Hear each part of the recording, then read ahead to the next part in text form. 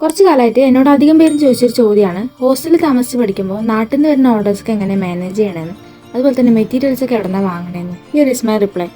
എൻ്റെ നാട്ടിൽ നിന്ന് വരുന്ന ഓർഡേഴ്സ്, അതായത് പാലക്കാട് നിന്ന് വരുന്ന ഓർഡേഴ്സ് കൂടുതലും പിക്കപ്പ് ഓർഡേഴ്സ് ആയിരിക്കും. സോ ഞാൻ വീക്കെൻഡിൽ വീട്ടിൽ പോകുമ്പോൾ ആ വീക്കിൽ വന്ന എല്ലാ ഓർഡേഴ്സും കംപ്ലീറ്റ് ചെയ്ത് വെക്കും.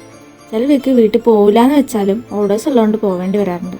നാട്ടിൽ പോകാൻ പറ്റാത്ത സിറ്റുവേഷൻസിലൊക്കെ ഹോസ്റ്റലിൽ തന്നെ വർക്ക് ചെയ്ത് ബസ്സിൽ കൊടുത്തയക്കും. ഇങ്ങനത്തെ കേസിൽ നമുക്ക് ശരിക്കും ബസ് കാശ് നഷ്ടമാണ് കേട്ടോ. പക്ഷെ പിക്കപ്പ് ഓർഡേഴ്സ് ആയതുകൊണ്ട് തന്നെ നമുക്ക് അവരുടെ അടുത്ത് കൊറിയർ ചാർജും വാങ്ങാൻ പറ്റില്ല.